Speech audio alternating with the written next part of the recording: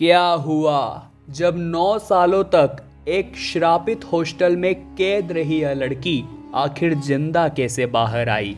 इस घटना का रहस्य आपके भी होश उड़ा देगा।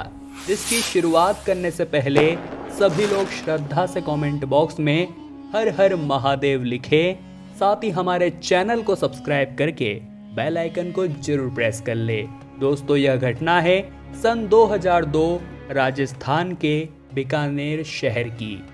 यहाँ के एक गर्ल्स हॉस्टल में सीमा नाम की लड़की रहा करती थी, जिसकी उम्र 22 वर्ष थी और वो अपने गांव से बीटेक करने बीकानेर आई थी।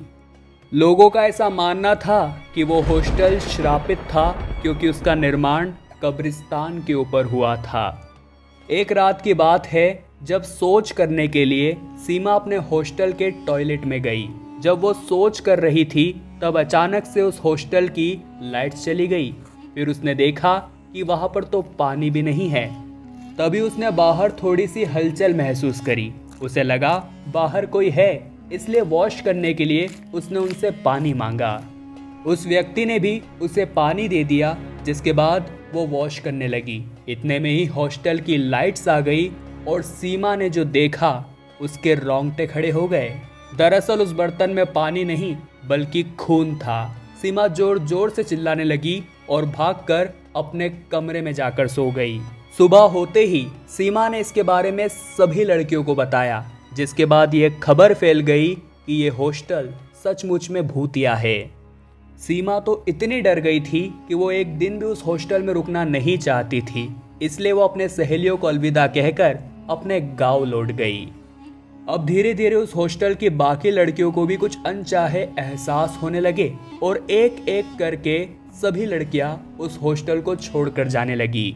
और एक दिन सचमुच में उस हॉस्टल को श्रापित करार दे दिया गया और उस पर ताला लगाने की तैयारी चल रही थी। परंतु इसी बीच सीमा को यह याद आया कि वो अपनी एक बहुत जरूरी चीज उसी हॉस्टल में भूल गई है। वो अपने दिल पर पत्थर रखकर पुनः बीकानेर आई और अपने हॉस्टल के रूम में उस चीज को ढूंढने लगी। तभी बाहर चौकीदार ने उस हॉस्टल के गेट पर ताला लगा दिया। उसे नहीं पता था कि अंदर तो सीमा मौजूद है। जब सीमा उस हॉस्टल के दरवाजे पर आई तो उसने पाया कि यह तो ताला लगा हुआ है। वो जोर जोर से चिल्लाने लगी।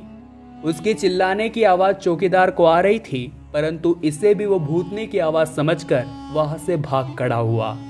अब स्थिति यह बन चुकी थी, उस गर्ल हॉस्टल के पास कोई भी आना पसंद नहीं करता था। तो सवाल ये उठता था, आखिर सीमा बाहर कैसे आएगी। जब बहुत शोर करने के बाद भी किसी ने दरवाजा नहीं खोला तो सीमा अपने रूम में चली गई और वहां पर बैठकर महादेव से प्रार्थना करने लगी। रात्रि के समय भी उसने अपने आप को रूम के अंदर ही बंद रखा था, क्योंकि बाहर जाने की उसमें हिम्मत नहीं थी। अब समय निरंतर निकलता जा रहा था। सीमा अपने बचाव के लिए जो आवाज भी लगाती थी, लोग भूतिया हॉस्टल समझकर वहां से भाग जाते थे। इसी बीच सीमा को उस हॉस्टल में बहुत अजीब अजीब से एहसास हुए। वो पूरे हॉस्टल में एकमात्र लड़की थी, परंतु उसे कुछ समझ आया था कि इस हॉस्टल में जो कोई भी है वो मेरा बुरा नहीं करना चाहता।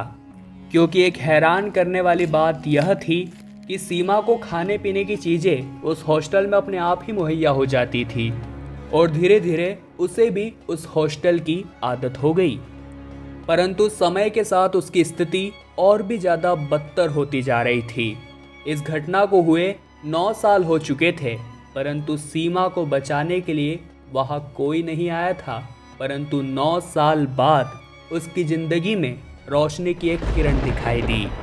सरकार ने उस पूरे हॉस्टल को गिराकर पुनः उस स्थान पर कब्रिस्तान बनाने के आदेश दे दिए, जिसके बाद जरूरी चीजों को बाहर निकालने के लिए 9 साल बाद उस हॉस्टल के गेट खोले गए।